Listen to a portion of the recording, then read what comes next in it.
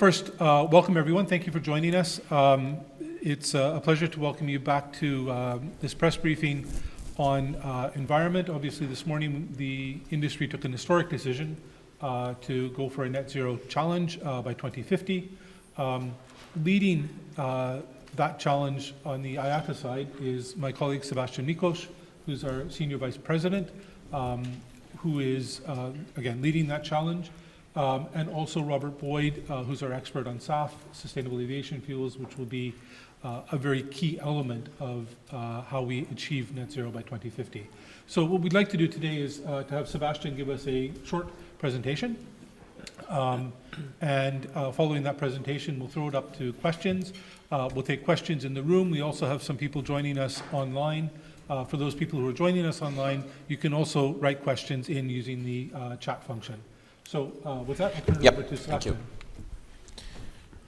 you. So good afternoon, ladies and gentlemen. Thank you for joining us. We have a presentation that I see is distributed. It's on the screen, so you have the same. So I'll walk you in really as fast as I can through what is this airline net zero commitment meaning in practical terms for us, and then we'll be here, myself, Robert, and of course Tony, and our team to answer your questions. So it is a historic day, and we are not.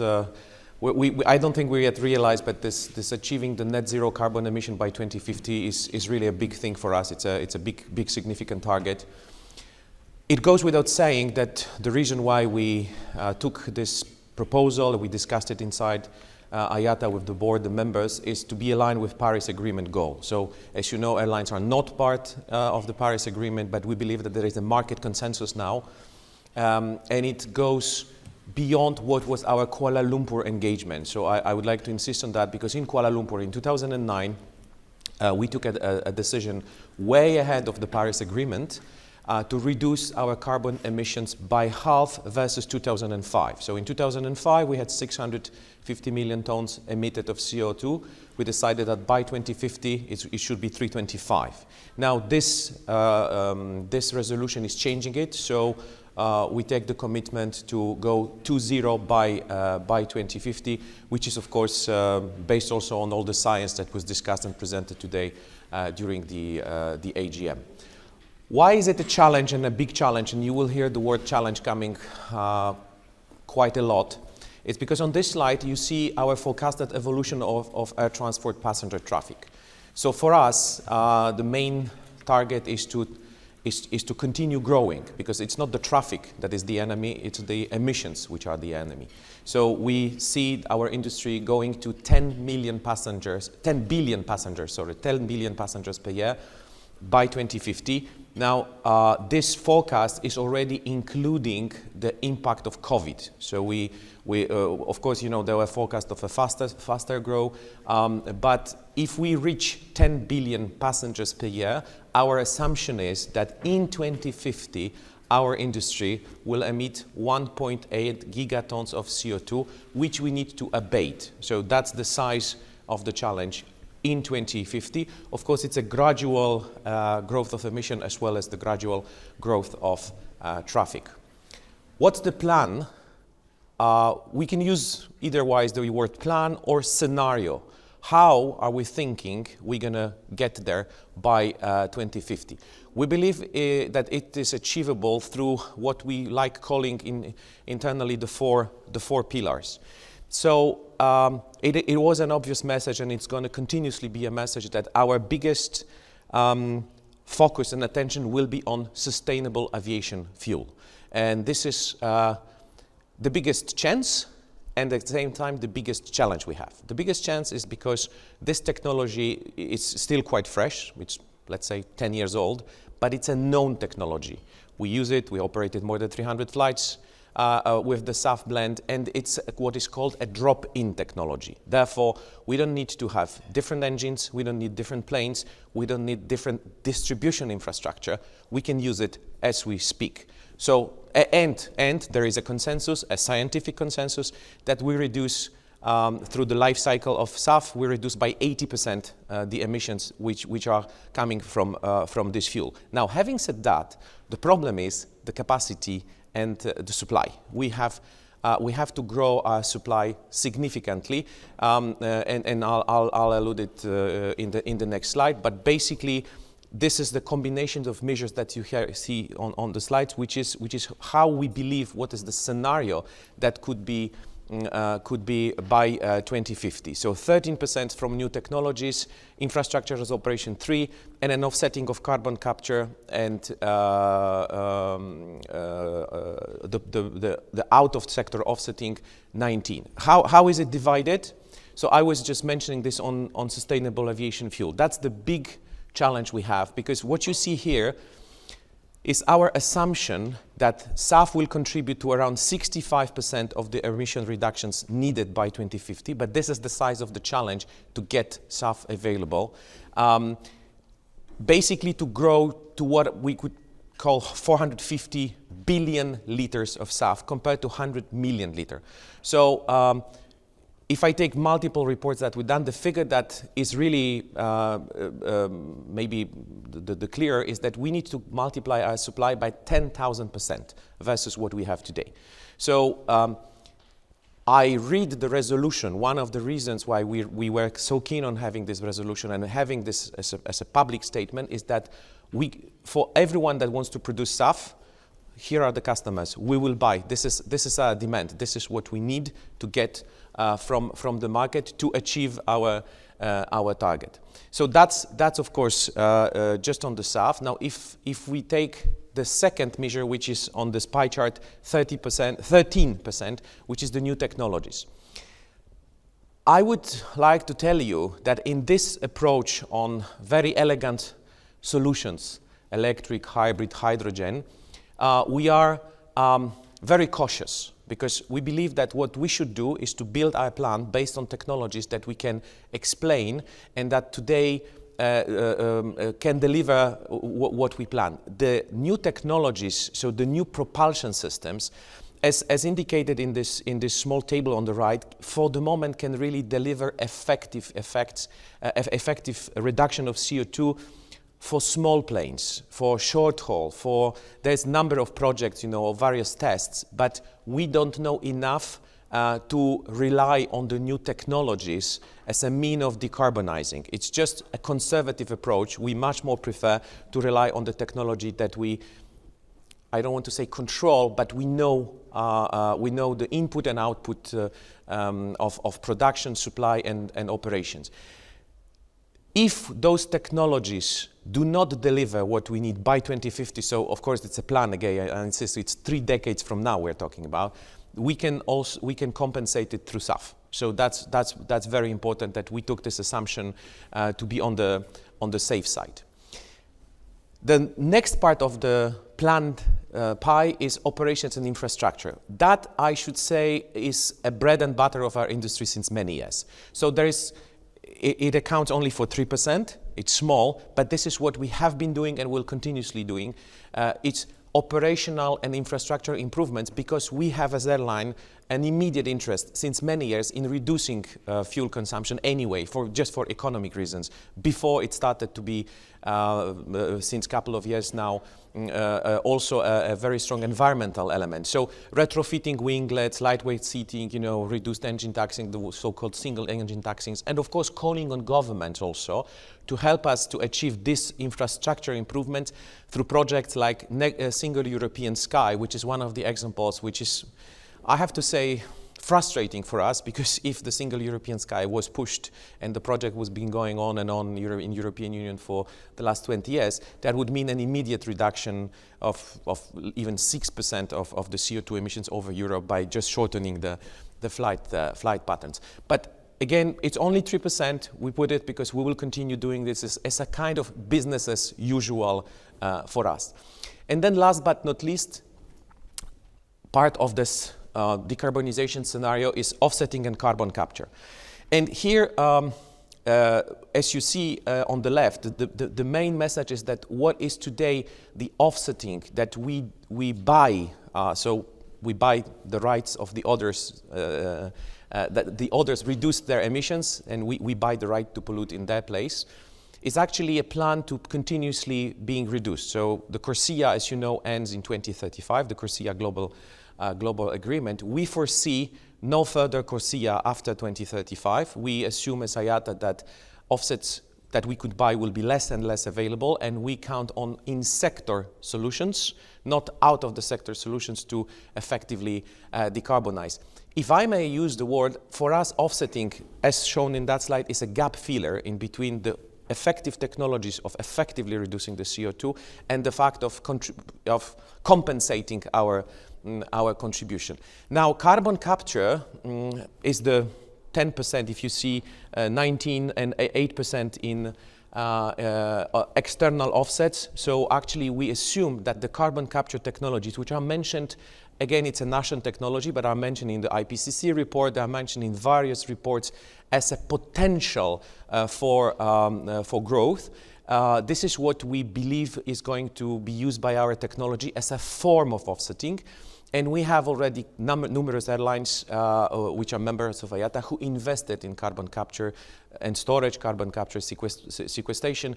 So this is really a technology that we'll be looking after very closely, because that allows to address the long-haul problem, which is the biggest emitter, and carbon capture is definitely something we believe in. For the moment, we have a problem of scalability and, of course, of a very high cost of a ton of carbon capture that we shall pay if we want to reduce. So that leads me to the last slide. So on top of having this plan and this commitment, which again is our commitment, and I would like to point it out, it's our commitment, we need others to go along with us down the road now. So what we see here is just a glimpse of who we identified we need to go with us together. And it's not only the question of willingness, but it's a question of shifting from statements into actions. We need manufacturers to accelerate research on airframe designs, electric hydrogen propulsion.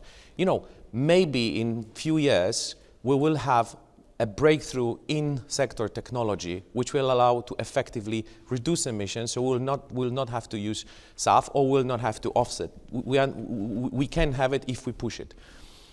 We need air navigation service providers, governments, oil industry, of course, increase production of SAF.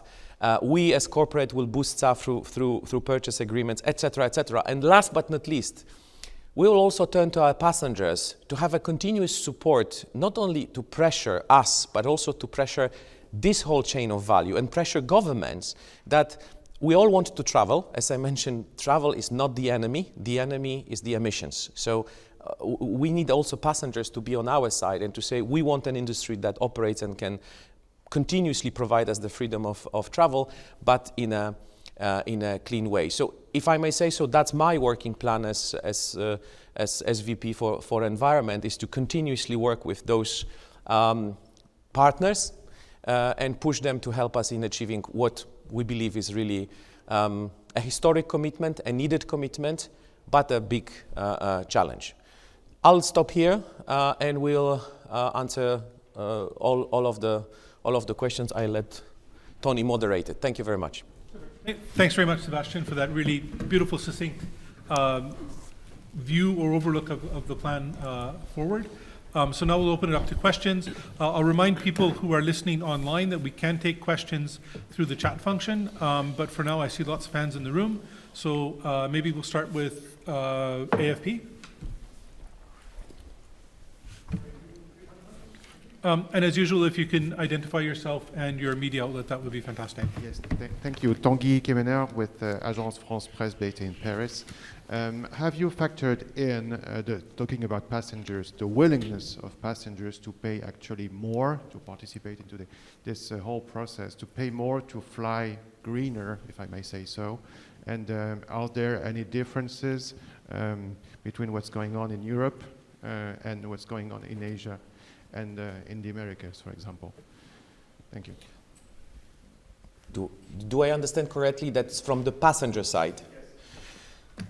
So first of all, there is numerous more airlines. I can not give you a specific figure, but more and more of our members are introducing the offset mechanisms when you fly. So one of our target is to encourage encourage passengers to use those mechanisms.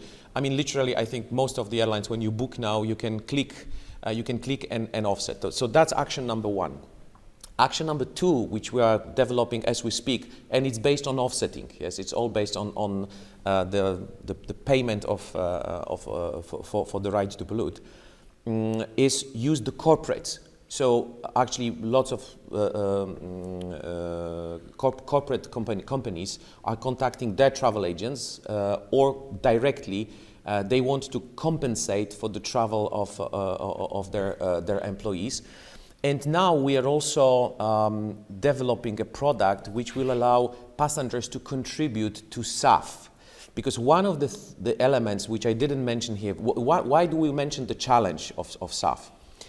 There is a supply, of course, there is a supply problem, but now we have in the short term an economic problem. A ton of sustainable aviation fuel is on average 3 to 4 times more expensive than the standard fossil fuel. So of course for our industry, it's a huge effort, not to say close to impossible, to drastically increase, given that fuel in a standard basis is between 25 to 30% of the overall airline cost. So what we are trying to do is also to bring the conscience among passengers that they can click and they can also contribute to us increasing the usage of SAF to, let's say, 2% blend, and then like in the US to 10% blend. Now you ask the difference between continents. Yes, there is an obvious difference of continents that we notice between Europe, which is very vocal and very engaged, and there is a lot of discussions. Now the shift that Biden administration operated in an extremely short time, from leaving the Paris Agreement into returning, and actually creating one of the best possible policies to promote SAF. Secretary Buttigieg, in his video message today, was mentioning what the US government has done. We are very, very enthusiastic about incentivizing producers to shift from biodiesel to sustainable fuel, because what we need is them to supply, because with the supply and the increasing supply, we'll have the lowering of prices. And of course, there are other continents where there is an element of increasing. I don't want to say popularity, but the conscience of the environmental challenge, but also increasing the knowledge among passengers of what our airlines are doing. Today in the room, we had all continents represented. You heard some voices, but we had an overwhelming support coming from all the regions, Gulf carriers, our Asian members, Latin American members. Everyone said, this is the challenge for us. It's difficult, but we all agreed as IATA globally to go into that direction. Robert? Okay. If I may add just one thing. Your initial question was on cost and whether passengers are willing to pay more. We do track those attitudes fairly closely, and we do see that there's a willingness or an understanding if they see the money going towards research, if they see the money going towards SAF or offsets. There's absolutely no tolerance for taxes. So you'll see us coming out with very strong messages against taxation, and that's absolutely correct, because I don't think we've seen any tax dollars actually allocated to reducing emissions in the way that the other ways of collecting funds would. Yeah, our passengers actually believe. Sorry, it's we have a nice conversation now, but it's actually it's the point. I mean, the passengers, as we, do not believe that taxation will solve the problem because there is no investment associated to taxation. What we ask is, don't give us money, give the money to the people who are doing the research. Don't tax us, but provide funding to what we need to deliver this and to have those technologies. So sorry, Yeah. that Great. was. Dina? Hi, my name is Dina Kamel. I'm a reporter from the national newspaper in Abu Dhabi. So I have a quick question about, the list of partners that you mentioned in the end, the oil companies, the airports, and so on. From your discussions with them, I mean, obviously IATA has said that this initiative cannot be taken on the backs of airlines alone. It needs the partners as well. So how much political and corporate willpower are you seeing, or will are you seeing from them to support this initiatives, to support your call to action? And just a second part to that question, if I may, very quickly. A lot of Middle Eastern countries now, especially the oil-producing countries, are shifting their focus more and more to renewables. So the Middle Eastern carriers, what kind of uptake have you seen from them on this initiative, and how will they approach it? So thanks very much. It's a very nice question, because actually I can use the presence of the acting director of Air Transport Action Group, which sits here in the first row, Haldane, because this dialogue on how we're going to share the burden among the industry has started, shall I say, 30 years ago, but it started a couple of years very seriously through an association that IATA is an extremely active member. So we have basically in the most important members, in the important members from the industry, we have engine producers, OEMs, regional association, representatives of air traffic control. So basically all the list that I've shared is part of this group. Why I'm mentioning this? Because this group is going to make a statement tomorrow morning. I think I can say that following our resolution, this group of main partners of the industry will actually voice very clearly that they support the same target. Because we know that as airline we can say whatever we want, but if our partners are not along with that, we will not achieve it. And again, it's not just about investment, it's just about all the willingness and shift of spirit, that it's not 2040, it's 2050, it's not 50%, it's 100%. So I believe that we've been very tough in those discussions. Yeah, it's not an easy PR talk, because we know that now we're going to be kept accountable, we're going to be scrutinized, and we need to deliver it. And so there will be milestones to that. But I shall say also that it's easy to go to all the interviews of the CEOs of big airline producers. They are all saying that this is the challenge as well for them. It's not only a challenge for us, but it's also a challenge for them. Concerning Middle Eastern carriers, actually I see them since many years being in the leading front of decarbonization efforts, not only through decarbonization, but basically through sustainability. So I don't see a contradiction between Middle Eastern countries being one of the biggest oil producers and them committing to that. Emirates, Qatar, Etihad, everyone is part of it, and understand that this is not where you come from. This is what is the need of the planet, what your passengers want, and that's an existential element for us. We cannot just escape this topic wherever we come from. So I see a big support coming from them. Okay, great, thank you. We have a couple of questions online, so we'll take one from there. It comes from the Financial Times. And the question essentially says, do we have interim emissions goals between now and 2050, and will they be reported on, or how will they be reported on? So we have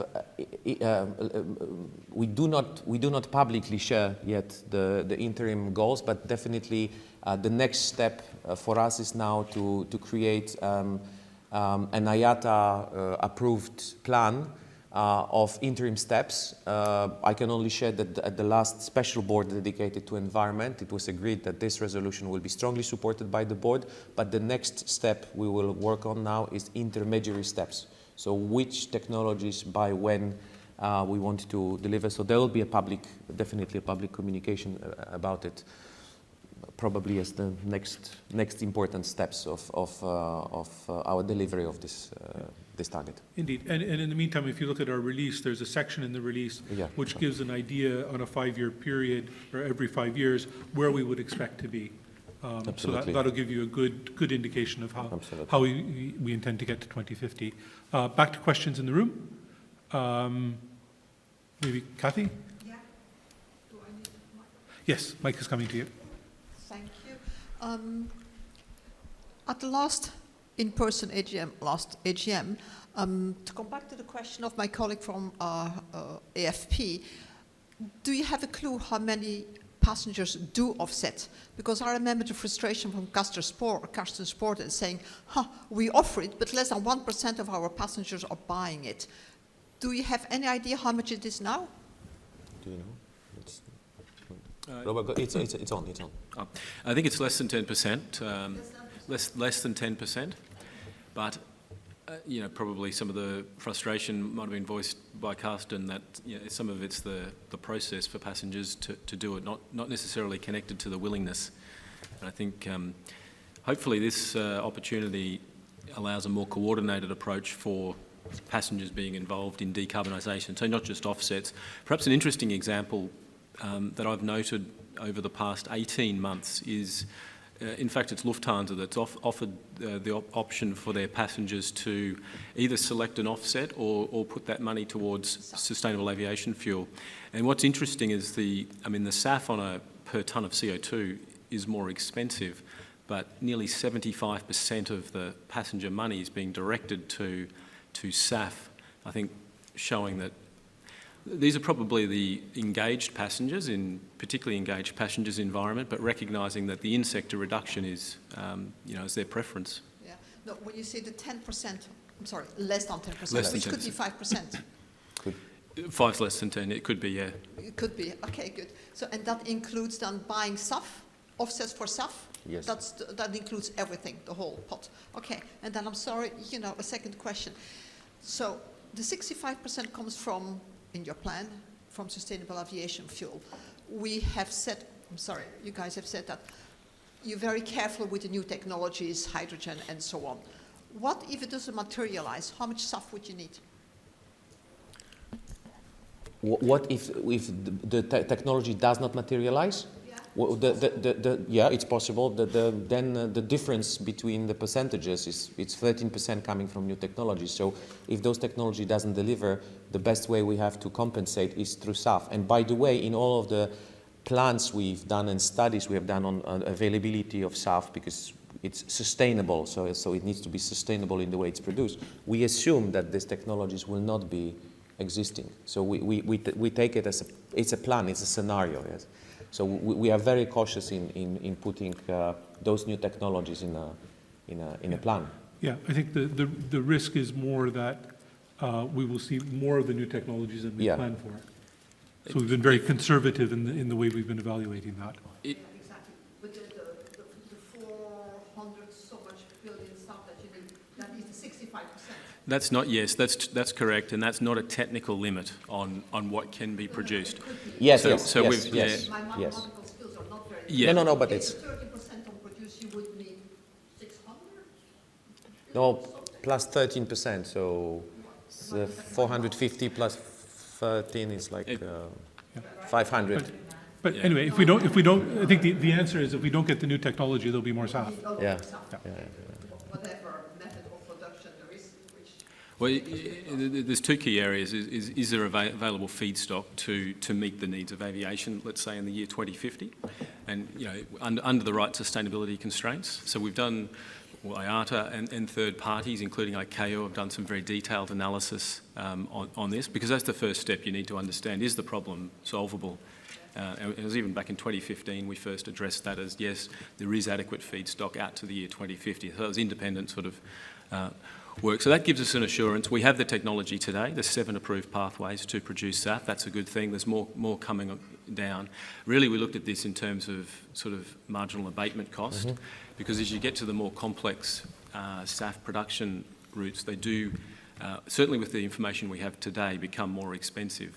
So we think that technologies like hydrogen and electric, which really are, as Sebastien said, elegant solutions for short-haul travel, they should, own that part of the solution. So they're still yet to be fully commercially developed. So that's why we have a question mark, as we don't fully know if that will play out. But we have the backstop there. We just wouldn't leave you with the impression that we do not believe in those projects.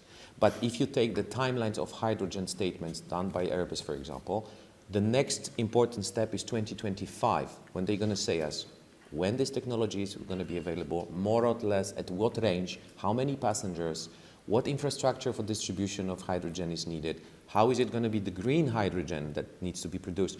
So we are cautious, because if we've put more emphasis on that, the next question will be, okay, what do you know more than they don't know? So we prefer to take this option, but again, be super conservative. But it's just a scenario.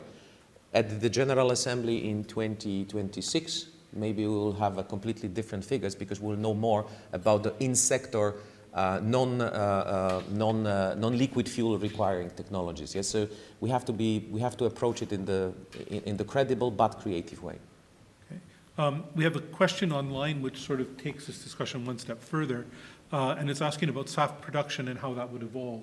Do we anticipate that will be centralized or decentralized? We assume it's going to be decentralized, but I'd rather turn to Robert on. Yeah, the assumption is that it will be decentralised. One of the nice things about SAF is, depending on the feedstock and technology combination that you're using, that there are different parts of the world that are more, perhaps more advantaged than other parts for particular pathways. If we're talking about, growing a rotation crop, or about using renewable electricity, perhaps for power to liquid, there's obvious parts of the world you can think of that have their attraction. What we do want to see, though, is that if particular regions do have a greater natural advantage to oversupply the market, that can be done, and that requires a book and claim accounting system, which allows sort of really airlines then to access all of planet Earth's SAF demand, and it gives the opportunity for countries that perhaps can supply more to do so and take advantage of that. Okay, thank you. We have just about 10, maybe we can push it to 15 minutes left. So we'll try and, if you can keep your questions short, we'll try and keep our answers equally short and get through as much as we can. So maybe Seth? Yeah, hi, Seth Miller from atn.aero. This is not the first time IATA has established a very bold claim of what you expect to deliver in terms of SAF production. And the last time it didn't work very well in your favor. You've come up well short of what was proposed in 2009. What about this time makes IATA more confident that you're actually going to get there? In 2009,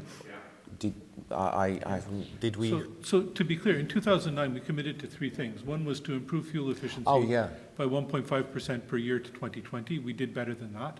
We committed to stabilizing emissions from 2020. In fact, with Corsia, we stabilized emissions at 2019 levels. And we are on the way to the long-term goal of having emissions to 2005 levels by 2050. And the goal that we're taking today is part of that step. Now, with specific how SAF worked out within that, maybe Sebastien or... Yeah, I mean, because I don't know, that was not, SAF was not part of our commitment that time, yes? That was not mentioned in the Kuala Lumpur resolution. Those three elements that Tony just quoted were, and actually the change that we operated today is about the reduction of CO2 emissions. And also the resolution, of course, is saying that we'll rely on sustainable aviation fuels, but it's very much about our commitment to add this remaining 12% of emissions. So basically our commitment versus the Traffic 2050 was that we're going to reduce by 88%. Now this resolution is adding this more difficult, the most difficult part, which is this 12%. So we want to be carbon neutral by 2050 latest.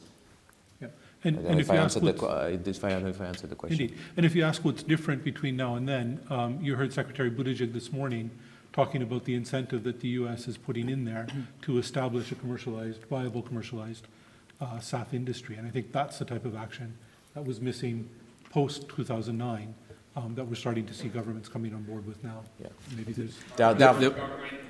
is talking about it, it's not through Congress yet, but are there other governments specifically that you see following along and behaving similarly? I mean, there's tremendous policy work going on now. I mean, if you think back to, as you referenced 2009, I don't know if there was a specific, perhaps quantitative reference behind that question, but I mean, there were no pathways certified to technically produce SAF. We were still testing, was it even safe or possible? So the information change between now and 2021 is dramatic in that sense.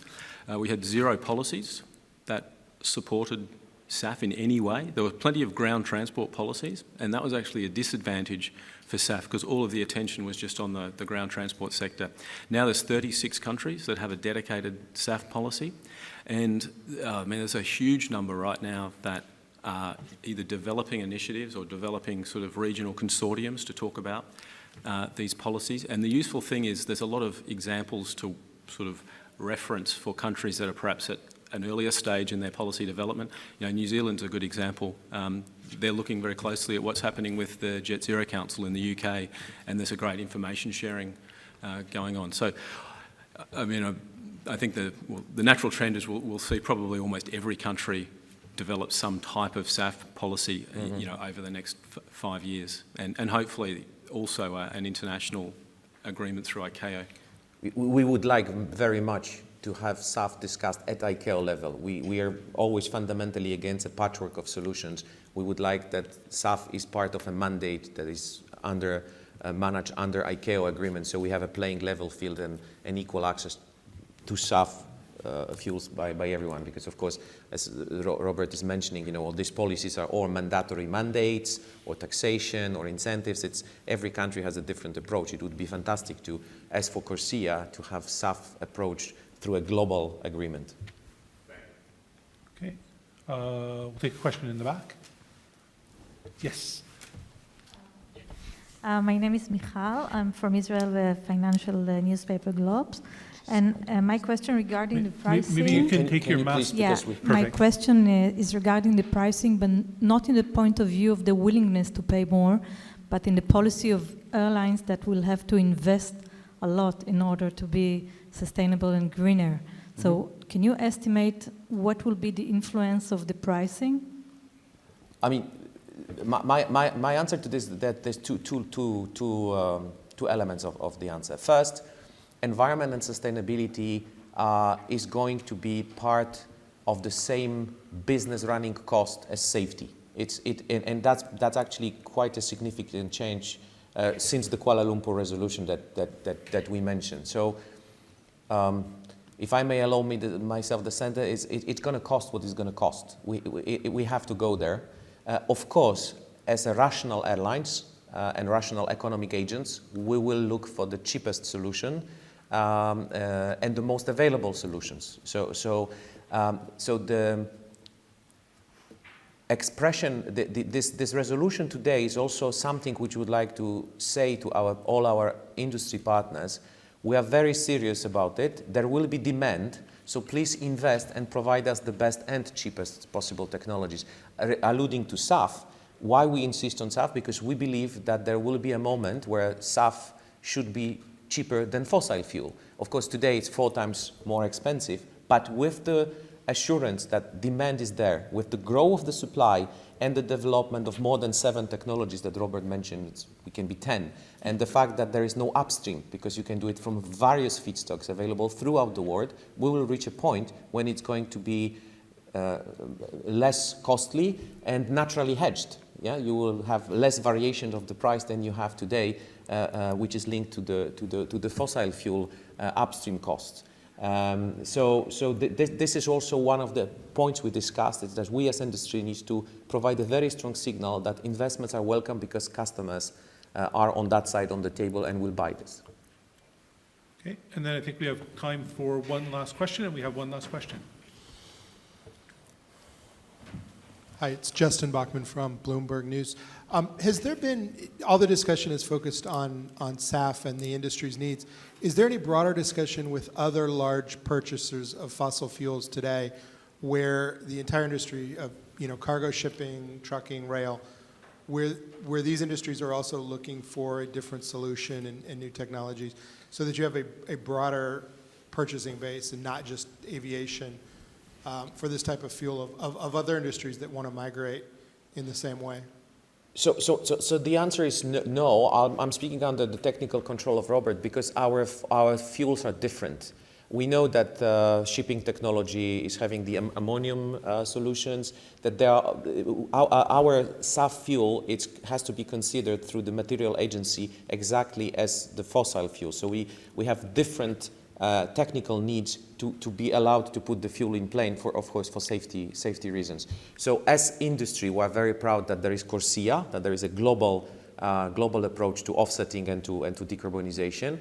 I believe that there is a global approach to SAF. Yeah, we all use the same fuel. That's the challenge also. But we do not have any discussions with trucking or maritime. It's just because, not that it's not welcome, but we have different needs. Maybe just to add on to that too. I mean, already this, today with ground fuel mandates, there's significant demand for the heifer produced ground fuels.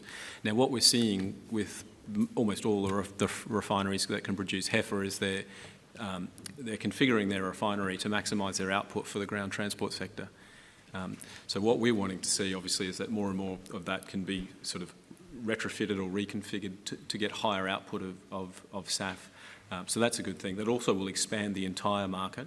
As we move towards the two next technologies that will come along will be Fischer-Tropsch gasification. Already some facilities are starting to be finished and continue to come online. They can produce higher portions of SAF out of the synthetic crude that gets made. Same with alcohol to jet or isobutanol to jet. You can get up to sort of 70-80% of the end product slate being SAF. So that's really what we're going to see in terms of the direction there. And I think on shipping, I mean, to be fair, we do collaborate with the shipping industry in terms of recognising we're a similar portion of global emissions, and we talk about our strategy. In a sense, I think they're borrowing a little bit from us in the direction that we're taking and some of the initiatives. Great. And I think that brings us pretty much exactly to 2 o'clock when the session was scheduled to end. We have the afternoon, which is going to focus on environment and sustainability in the main room. So I'd encourage you all to join the plenary session. And we also have at the break time, another press briefing here focused on reopening issues. So I'd encourage you to join that. And I see Chris waving at me. Is there something I'm forgetting to say? Just a quick one in terms of keep an eye on IATA.org/fly-net-zero, where we will put information such as I've given out today. For anyone who didn't pick up a hard copy of the slides, there's a few left here on the table next to me, but please keep an eye out on IATA.org/fly-net-zero, where you will see more information coming up over the coming days. Thank you. It starts at... Great. Thank you, everybody. Okay, thank you very much. Thank you. Thank you. And thank you to those online.